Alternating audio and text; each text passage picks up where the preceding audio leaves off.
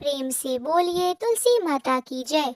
तुलसी के पौधे के पास प्रतिदिन शाम को दीपक जलाने से घर में सकारात्मकता, सुख समृद्धि और लक्ष्मी का वास होता है तथा यह भगवान विष्णु की पूजा का अभिन्न अंग है। यह परंपरा लक्ष्मी जी की कृपा और माता तुलसी की भक्ति की कथा से जुड़ी है, जो नकारात्मकता को दूर करने के लिए सूर्यास्त के समय की जाती है। तुलसी का पौधा घर से बुरी नजर और नकारात्मक ऊर्जा को दूर करता है। शाम के समय घी या तेल का दीपक जलाने से घर में लक्ष्मी और विष्णु की संयुक्त कृपा प्राप्त होती है। आइए जानते हैं दीपक जलाने की विधि और उसके नियम के बारे में। दीपक जलाने का समय क्या होगा? सूर्यास्त के बाद ही दिया जलाना सबसे शुभ माना जाता है। दीपक को कहाँ जलाना चाहिए? तुलसी के पौधे के पास या थोड़ी दूर पर रखें ताकि पौधे को नुकसान न हो। आइए जानते हैं दीपक को कैसे जलाना चाहिए। 7 सूखी लकड़ियों के साथ या सामान्य बत्ती में तेल या घी में भिगी हुई बाती से विष्णु जी के आगे दीपक जलाना बहुत फलदायी है। आइए जानते हैं कौन से मंत्रों का जाप करें। दीपक जलाते समय ओम तुलसी देव्याय च विहहे विष्णु प्रियाय च धीमहि तनो वृंदा प्रचोदयात् जैसे मंत्रों का जाप करने से लक्ष्मी जी की असीम कृपा बनी रहती है। आइए अब हम जानते हैं कि तुलसी जी के पास दीपक क्यों जलाते हैं। एक बार की बात है, देवी सत्यभामा भगवान श्री कृष्ण के पास आती हैं और उनसे पूछने लगती हैं कि हे स्वामी, आप नित्य तुलसी को जल देते हैं और देवी रुक्मणी नित्य तुलसी के पास दीपक जलाती हैं। इसके पीछे का क्या रहस्य है? कृपया आप मुझे तुलसी को जल देने का और तुलसी के पास दीपक जलाने का महात्म्य सुनाइए। भगवान श्री कृष्ण कहते हैं कि हे देवी सत्यभामा, तुमने अत्यंत महत्वपूर्ण प्रश्न किया है। देवी तुलसी लक्ष्मी का ही अवतार है। देवी तुलसी भगवान को विष्णु को अत्यंत प्रिय है, इसलिए यह मुझे भी सबसे अधिक प्रिय है। मासों में कार्तिक और वनस्पतियों में मुझे तुलसी प्रिय है। जो भी मनुष्य तुलसी को जल देता है उस पर मेरी कृपा सदैव बनी रहती है और धन समृद्धि भी बढ़ती है। जो भी तुलसी पत्र डालकर भोग चढ़ाता है मैं उसे प्रेम से स्वीकार करता हूँ। तुलसी पत्र के बिना मैं किसी भी प्रकार का भोग स्वीकार नहीं करता हूँ। हे देवी, अब मैं ही तुम्हें तुलसी को जल देने और तुलसी के पास दीपक जलाने का भी महात्म्य सुनाता हूँ, इसलिए तुम इस कथा को ध्यान से सुनो। जो भी स्त्री इस कथा को ध्यान से पूरा सुनती है वह सदा सुहागिन रहती है, उसके घर में सुख समृद्धि आती है और दरिद्रता का नाश होता है। देवी सत्यभामा कहती हैं, हे स्वामी, मैं इस कथा को ध्यान से पूरा सुनूंगी, कृपया आप मुझसे यह कथा कहिए। तब भगवान श्री कृष्ण कहने लगे कि देवी सत्यभामा को कथा सुनाते हैं। भगवान श्री कृष्ण कहते हैं कि हे देवी, पूर्व काल की बात है। मध्य प्रदेश में एक श्याम शर्मा नाम का एक वैश्य अपनी पत्नी के साथ रहता था। वैश्य के पास किसी चीज की कोई कमी नहीं थी। ईश्वर की कृपा से उसके सब प्रकार के सुख ऐश्वर्य थे, किंतु उस वैश्य की कोई संतान नहीं थी, जिस कारण वह सदैव ही दुखी रहा करता था। उस वैश्य ने संतान प्राप्ति के लिए कोई उपाय किए। उसने दान धर्म भी किया, अनेक प्रकार के वैद्य भी बुलवाए, उसने नाना प्रकार के उपचार भी किए, किंतु फिर भी उसे कोई संतान नहीं हो रही थी। एक दिन वैश्य महामुनि वशिष्ठ जी से मिलने के लिए गए। उनके आश्रम पर जाते हैं और मुनि वशिष्ठ श्याम शर्मा का स्वागत करते हैं और कुशल मंगल पूछते हैं। तब वह श्याम शर्मा मुनि वशिष्ठ जी से कहता है, हे मुनिवर, मैं अत्यंत दुखी हूँ। मेरी कोई संतान नहीं है और संतान के बिना मेरा उद्धार कैसे होगा। मैंने संतान प्राप्ति के लिए अनेक उपाय भी किए हैं, किंतु मुझे संतान ही नहीं हो रही है। कृपया ही बतलाइए कि मुझे किस कारण से पुत्र की प्राप्ति नहीं हो रही है। क्या आप मुझसे अनजाने में कोई पाप हुआ है? तब मुनि वशिष्ठ जी अपनी दिव्य दृष्टि से श्याम शर्मा के पूर्व जन्म के बारे में जान लेते हैं। वशिष्ठ जी कहते हैं कि हे वत्स, पिछले जन्म में तुम्हारे द्वारा घोर पाप हो गया था उसी कारण से तुम्हें इस जन्म में संतान सुख प्राप्त नहीं हो रहा है। श्याम शर्मा कहता है कि हे मुनिवर, आप मुझे ऐसे बतलाइए कि पिछले जन्म में मुझसे कौन सा पाप हुआ था और उस पाप से मुक्त होने के लिए मुझे कौन सा उपाय करना चाहिए। वशिष्ठ जी कहते हैं कि हे वत्स, पिछले जन्म में तुमने जो अपराध किया था उसके विषय में सुनो। पिछले जन्म में तुमने एक अहंकारी वैश्य थे। तुम्हारा जन्म धनवान कुटुंब में हुआ था। तुमने पिछले जन्म में एक गाय को अत्यंत दुख दिया था। एक दिन एक गाय भूख और प्यास से व्याकुल होकर तुम्हारे द्वार पर आई थी, किंतु तुमने उस गाय को रोटी न खिलाई, न चारा खिलाया और न ही उसे जलपान कराया। तुमने बड़ी ही निर्दयता से उस गाय का अपमानित कर घर के बाहर निकाल दिया। उस गाय ने अभी अभी बछड़े को ही जन्म दिया था कि तुमने उसको भूख से व्याकुल होने के कारण वह गाय वहीं पर मूर्छित पड़ गई और उस दिन वह अपने बछड़े को दूध नहीं पिला पाई, इसलिए उसी ने तुम्हें श्राप दे दिया था। उसी गाय के श्राप के कारण तुम्हें ऐसी दुर्दशा हो गई है। उस गाय के श्राप के कारण तुम्हें इस जन्म में संतान नहीं हो रही है। वशिष्ठ जी की बातें सुनकर उस श्याम शर्मा को बड़ा दुख हुआ और वह स्वयं को कोसते हुए कहने लगा कि हाय, यह मैंने क्या किया। एक बेचारी दुखी गौ माताओं के सेवा नहीं की। मैंने बहुत बड़ा अपराध किया है और उसी का दंड मुझे भोगना पड़ रहा है। श्याम शर्मा वशिष्ठ जी से कहता है कि हे मुनिवर, मुझसे बहुत बड़ा अपराध हुआ है। अब मैं इस पाप का प्रायश्चित कैसे करूं? कृपया आप ही मुझे मार्गदर्शन दीजिए। मैं जो पाप किया है और उससे मुक्ति का कोई तो उपाय अवश्य होगा। मैं अपना सब कुछ देकर उस पाप का प्रायश्चित करूंगा। कृपया आप ही मुझे उपाय बताइए। मुझे संतान प्राप्ति कैसे हो सकती है, क्योंकि शास्त्र कहते हैं कि पुत्र के बिना मनुष्य का उद्धार नहीं हो सकता। तब मुनि वशिष्ठ जी कहते हैं कि हे वत्स, इस पाप का एक ही उपाय है। तुम पुत्र प्राप्ति के लिए पुत्रष्टि यज्ञ करो। इस यज्ञ के फल स्वरूप तुम्हें संतान की प्राप्ति होगी। इस यज्ञ को संपन्न करके तुम ब्राह्मणों को भोजन कराओ, वस्त्र और गाय का दान करो। तुम्हें भी इस पाप से मुक्ति मिलेगी। तब श्याम शर्मा वशिष्ठ जी को धन्यवाद देते हुए कहता है कि हे मुनिवर, आपका कोटि कोटि धन्यवाद। मैं आपके कहे अनुसार अवश्य ही पुत्रेष्टि यज्ञ करूंगा और ब्राह्मणों को गाय दान करूंगा। इतना कहकर श्याम शर्मा शीघ्रता से अपने घर लौट आए और अपनी पत्नी को सारी हकीकत सुनाता है। फिर वे दोनों ही पुत्रेष्टि यज्ञ ही करते हैं और अनेक ऋषि मुनियों को निमंत्रण देकर वह श्याम शर्मा पुत्रेष्टि यज्ञ संपन्न करता है और उन ऋषि मुनियों तथा ब्राह्मणों को गाय दान करता है। यज्ञ के संपन्न होने के पश्चात यज्ञ की अग्नि से अग्निदेव प्रकट होते हैं और उस श्याम शर्मा से कहते हैं कि हे श्याम शर्मा, आज तुम्हारा यज्ञ सफल हुआ है। तुमने पुत्र प्राप्ति के लिए यह यज्ञ किया है, इसलिए तुम्हें मेरी कृपा से एक पुत्र की प्राप्ति होगी। किंतु तुम्हारे पुत्र की आयु केवल 18 वर्ष की ही होगी और 18 वर्ष समाप्त हो जाने के पश्चात तुम्हारे पुत्र की मृत्यु हो जाएगी। इतना कहकर अग्निदेव अंतर्ध्यान हो जाते हैं। पुत्रष्टि यज्ञ करके और अग्निदेव से पुत्र का वरदान प्राप्त करके वह श्याम शर्मा बहुत प्रसन्न हुआ, किंतु उसे बड़ा दुख भी हुआ। श्याम शर्मा ने सोचा, पुत्र न होने से अच्छा है कम आयु वाला पुत्र ही ठीक है। फिर वह पहले की तरह अपने कार्य में लगा रहा।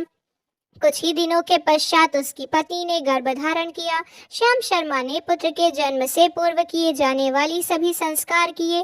उससे पहले एक अत्यंत सुंदर पुत्र की प्राप्ति हुई। वह बालक बड़ा ही तेजस्वी दिखाई दे रहा था। श्याम शर्मा ने पुत्र जन्म के बाद किए जाने वाली सभी संस्कार की और पुत्र को गुरुकुल में शिक्षा प्रदान करवाई। श्याम शर्मा का पुत्र जैसे जैसे बड़ा होने लगा, श्याम शर्मा को बहुत अधिक चिंता सताने लगी। फिर जब उसका पुत्र 16 वर्ष का हुआ तो श्याम शर्मा की पत्नी ने उससे कहा कि हे नाथ, अब हमें अपने पुत्र का विवाह कर देना चाहिए। हमारा पुत्र अब विवाह के योग्य हो गया है। श्याम शर्मा ने कहा कि हे प्रियवती, के विधान के अनुसार हमारे पुत्र की आयु केवल 18 वर्ष की ही है। 18 वर्ष के पश्चात हमारे पुत्र की मृत्यु हो जाएगी, इसलिए हमें इसका विवाह करके किसी कन्या का जीवन को बर्बाद नहीं करना चाहिए।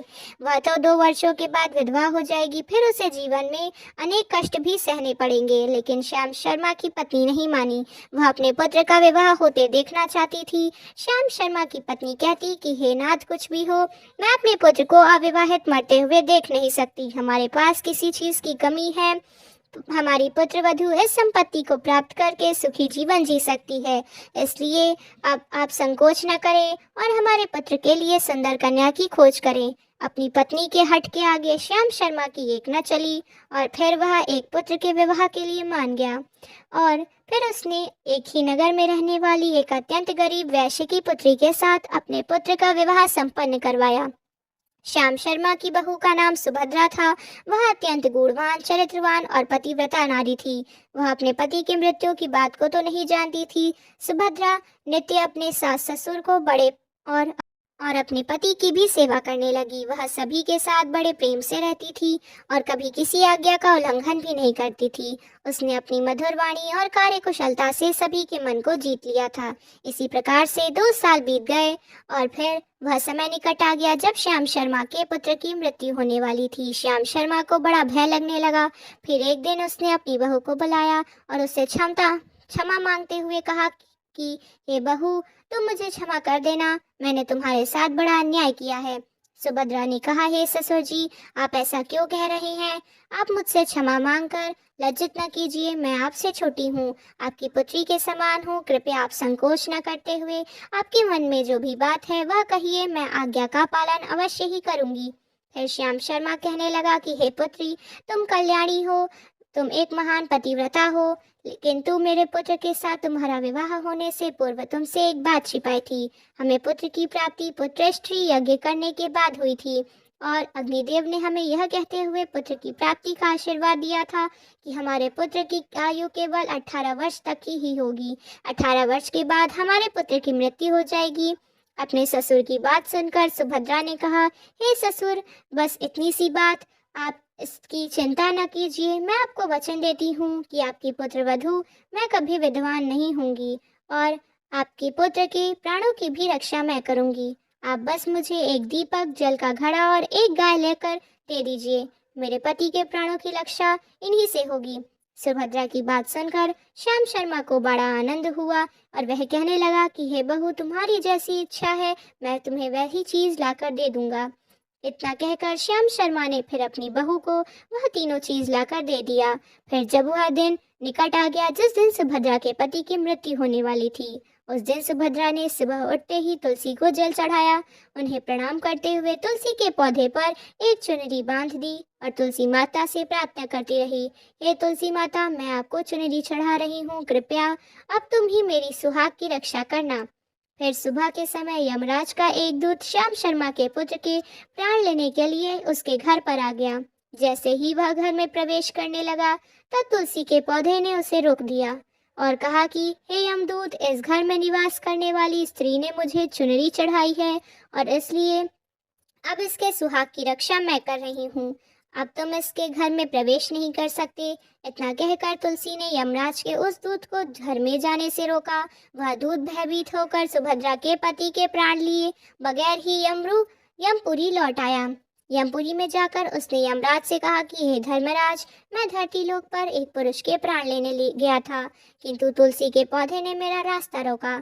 उस तुलसी के पौधे के कारण मैं घर में प्रवेश नहीं कर पाया और इस बात पर यमराज को बड़ा क्रोध आ गया। फिर उन्होंने अन्य 2 दूतों को बुलाया और कहा कि हे दूतों, अब तुम शाम के समय सुभद्रा के घर पर जाओ। जब तुलसी का पौधा सो रहा होगा, तुम उसके पति के प्राण लेकर यमलोक आ जाओ। फिर शाम के समय यमराज के 2 दूत सुभद्रा के घर की ओर निकल पड़े। सुभद्रा ने शाम होते ही तुलसी जी के पास एक दीपक जला दिया और उनसे प्रार्थना की कि हे दीपक, अब तुम ही मेरी पति की प्राणों की रक्षा करो। यम के दूत मेरे पति के प्राण लेने के लिए आ रहे हैं। फिर शाम हो गई और तुलसी का पौधा सो गया और यमराज के 2 दूत सुभद्रा के घर के सामने आकर खड़े हो गए और सोचने लगे, अब तो इस मनुष्य के प्राण लेकर ही हम यमपुरी लौटेंगे। जैसे ही यम के दूत सुभद्रा के घर में प्रवेश करने लगे तब तुलसी जी के पास लगाए हुए दीपक ने उनका रास्ता रोक दिया और कहा, हे दूतों, अब तुम इस सुभद्रा के पति के प्राण नहीं ले जा सकते। उस स्त्री ने मुझे प्रज्वलित करके उसके पति के प्राणों की रक्षा करने की प्रार्थना की है, इसलिए अब मैं उसके पति के प्राणों की रक्षा कर रहा हूँ और इसलिए तुम आज उसके पति के प्राण नहीं ले जा सकते। तुम यहीं से लौट जाओ, नहीं तो मैं सब कुछ जलाकर भस्म कर दूंगा और मेरी अग्नि में तुम भी जल जाओगे और भस्म हो जाओगे। उस दीपक की बात सुनकर यमराज के दोनों दूत अत्यंत भयभीत होकर और फिर से लौटकर यमराज के पास चले गए। वहां पर जाकर उन्होंने यमराज को सारा वृत्तांत सुनाते हुए कहा, हे धर्मराज, आपकी आज्ञा का पालन करते हुए हम दोनों शाम के समय उस पुरुष के प्राण लेने गए थे, किंतु तुलसी के पास लगाए हुए पौधे ने और दीपक ने हमारा रास्ता रोक लिया, इसलिए हम खाली हाथ ही लौट आए हैं। यह सुनकर यमराज को बहुत क्रोध आ गया। फिर उन्होंने अन्य 4 दूतों को बुलाया और कहा कि हे दूतों, अब तुम सुबह उस सुभद्रा के जागने से पहले सो जाओ और उसके पति के प्राण लेकर आ जाओ। अब यमराज की आज्ञा पाकर वे यम के दूत सुभद्रा और उनके घर के तरफ जाने लगे। लेकिन इधर सुभद्रा ने रात हो ही के घर के दरवाजे के सामने जल से भरा हुआ लोटा रख दिया और उनसे प्रार्थना की कि हे जल देवता, आप ही मेरे पति की रक्षा कीजिए। यम के 2 दूत मेरे पति के प्राण लेने के लिए आ रहे हैं, अब आप ही मेरे सुहाग की रक्षा कर सकते हैं। इतना कहकर वह सुभद्रा सोने के लिए चली गई। इधर यम के दूत सुबह सुभद्रा के जागने से पहले उसके घर पर पहुंच गए। जैसे ही वे घर के अंदर प्रवेश करने लगे, तब उस लोटे के अंदर भरे हुए जल ने कहा, हे दूतों, रुक जाओ, अब तुम इस घर में प्रवेश नहीं कर सकते। यह घर अब मेरी सुरक्षा में है। मैं सुभद्रा के पति के प्राण तुम्हें लेकर जाने नहीं दूंगा। अगर तुमने इस घर में प्रवेश किया तो मैं नरक की अग्नि को बुझा दूंगा, जिसमें सारा नरक लोग डूब जाएगा। यह सुनकर यमराज के वे 4 दूत घबरा गए, एक दूसरे की तरफ देखकर उस स्थान से भाग गए। वे सभी यम के दूत यमराज के वापस लौट आए और उनसे कहने लगे कि हे धर्मराज, आपकी आज्ञा का पालन करने के लिए हम चारों सुभद्रा के सुबह जागने से पहले उसके पति के प्राण लेने के लिए वहां पहुंच गए थे, किंतु सुभद्रा के घर के बाहर रखे हुए जल के लोटे ने हमारा मार्ग रोक लिया और इसी कारण से हम उसके घर में प्रवेश नहीं कर सके। अब यमराज को बहुत अधिक क्रोध आ गया। इस बार उन्होंने 8 यमदूतों को बुलाया और कहा, हे यमदूतों, अब शीघ्रता से जाओ, बलपूर्वक उस मनुष्य के प्राण खींचकर यमलोक लेकर आओ। फिर वे 8 यमदूत यमराज की आज्ञा के पालन करते हुए पृथ्वीलोक पर उस सुभद्रा के घर के पास आते हुए देखे तो देखते हैं उस सुभद्रा के घर के सामने एक गाय खड़ी है। सुभद्रा ने यमदूतों के आने से पहले ही अपने घर के सामने गाय को बांध दिया था और गौ माता से विनती की थी कि हे गौ माता, आज यमदूत मेरे पति के प्राण लेने के लिए आ रहे हैं, अब आप ही मेरे सुहाग की रक्षा कर सकती हैं। हे गौ माता, मैं आपकी शरण में आई हूँ, कृपया मुझे विधवा होने से बचा लीजिए। उस गाय ने कहा, हे पुत्री, तुम चिंता मत करो, तुम्हारे पति के प्राणों की रक्षा मैं स्वयं करूंगी। मेरे होते हुए यम के दूत तुम्हारे घर में प्रवेश भी नहीं कर पाएंगे, इसलिए तुम चिंता से मुक्त होकर घर में अपनी पति की सेवा करो। फिर जैसे ही वे यमदूत घर के अंदर प्रवेश करने के लिए आगे बढ़ते हैं, तब वह गाय उन्हें रोक देती है और कहती है कि हे यमदूतों, तुम यहीं से लौट जाओ, इसी घर में तुमको प्रवेश नहीं करना है। इस घर की रक्षा मैं कर रही हूँ, मेरे रहते कोई भी इस घर के अंदर प्रवेश नहीं कर सकता। यदि तुमने घर के अंदर प्रवेश करने का प्रयत्न किया, मैं तुमसे सभी को श्राप दे दूंगी। अगर तुम्हें इस घर के अंदर प्रवेश करना है तो तुम्हें मेरे प्राण लेने पड़ेंगे और तुम सभी को गौ हत्या का भी पाप लगेगा, जिसका कोई प्रायश्चित ही नहीं है। वहां पर उपस्थित सभी यमदूत गाय के द्वारा श्राप देने की बात सुनकर भयभीत हो गए। वे जानते थे कि गाय के द्वारा दिए गए श्राप से कोई मुक्त नहीं हो सकता और गौ हत्या तो संसार का सबसे जघन्य अपराध और महापाप है, जिसका कोई प्रायश्चित ही नहीं है।